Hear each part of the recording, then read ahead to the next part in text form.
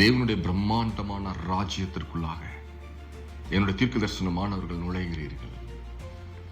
நீங்கள் இப்பொழுது பார்ப்பது தேவனுடைய உன்னதமான வல்லமையின் மகிமையே.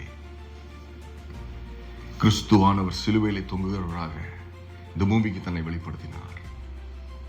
இன்றும் பரலோகத்திலே அடிக்கப்பட்ட வண்ணமாக இருக்கிற ஆட்டுக்குட்டியானவரே என்று எழுதியிருக்கிறது வெளிப்படுத்துதலிலே. அவருடைய சிங்காசனமோ என்றென்றும் அசைக்கப்படாததா இருக்கிறது. அந்த சிங்காசனங்களை சுற்றிலும் கேருபீன்களும் சேராபீன்களும் பயங்கரமான தோற்றமுடைய பல தேவ தூதர்களுடைய மத்தியிலே அவர் ராஜரீகம் பண்ணி கொண்டு வருகிறார். ஹல்லேலூயா. தேவனுடைய காற்றை நான் உங்கள் மீது ஏவி விடுகிறேன்.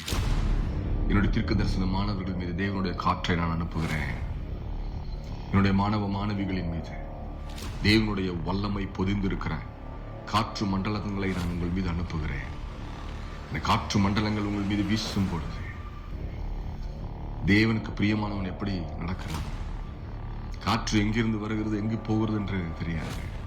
அதே போல என்னுடைய தீர்க்க தரிசனமானவர்கள், நீங்கள் எங்கிருந்து வருகிறீர்கள், எங்கு போகிறீர்கள் என்கிற கவலை உங்களுக்கு வேண்டாம். தேவனுடைய காற்று உங்கள் மீது அனுப்பப்படும் பொழுது அவருடைய இருதயத்தின் சிந்தனைகள் நிறைவேறத்தக்கதாக நீங்கள் கிரியைகளை செய்ய ஆரம்பிக்கிறீர்கள். ஹல்லேலூயா, ஹல்லேலூயா. காற்றை உண்டாக்கினவருக்கு மகிமையை செலுத்துகிறேன். ஜீவ சுவாசத்தை வைத்திருக்கிறவருக்கு மகிமையை செலுத்துகிறேன். என்னுடைய மாணவர்களும் மாணவிகளும் ஆகிய உங்கள் மீது தேவனுடைய ஜீவ சுவாசமானது இப்பொழுதே ஊற்றப்பட்டு கொண்டிருக்கிறது. ஹல்லேலூயா, ஹல்லேலூயா.